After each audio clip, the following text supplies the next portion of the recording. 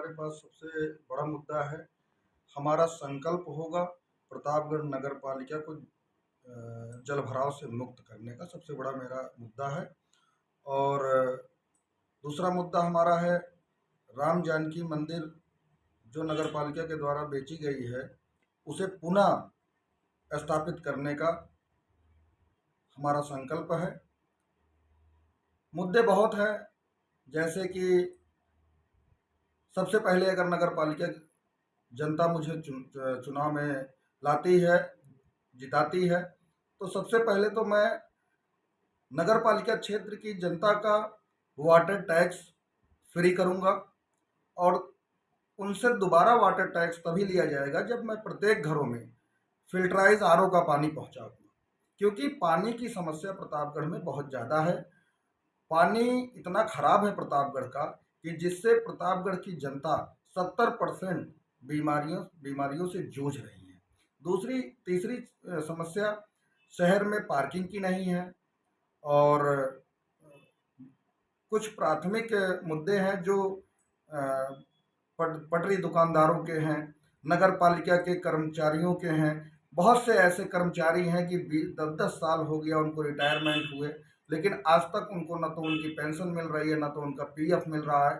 लेकिन नगर पालिका के कर्मचारी निष्ठा से अपनी सेवा करते हैं, और यहाँ तक कि कर्मचारियों का अगर वेतन 10,000 है तो उन्हें गुमराह करके जीएसटी और तमाम तरीकों से उनको बता के उनको 6,000 का भुगतान दिया जाता है।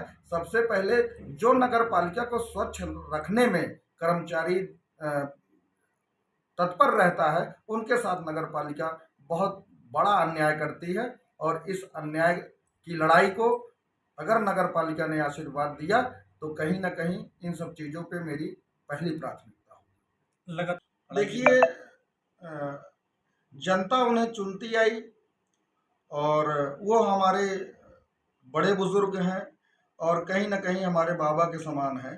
तो मैं उनसे बस उनके लिए इतना कहना चाहूँगा कि अब उनका समय आराम करने का है।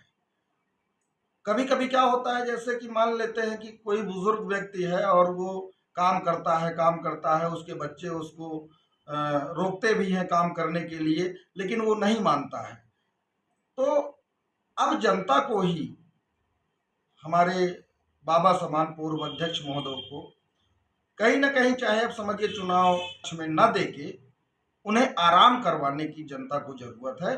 वरना प्रबुद्ध व्यक्ति हैं और हम लोग नहीं चाहते कि अब वो इतना दौड़ भाग करें, क्योंकि वो जितना दौड़ भाग कर चुके वो बहुत ज़्यादा कर चुके, और इतना ज़्यादा दौड़ भाग कर चुके कि जनता को खुशहाली देने की बजाय कहीं ना कहीं जनता को अंधकार में, प्रतापगढ़ नगर पालिका की जनता को कहीं ना कहीं अंधकार में लाके उन्होंने खड़ा कर दिया। तो मैं बस इतना ही कहना चाहता हूँ कि माननीय पूर्व अध्यक्ष महोदय को अब घर में आराम करने की जरूरत है।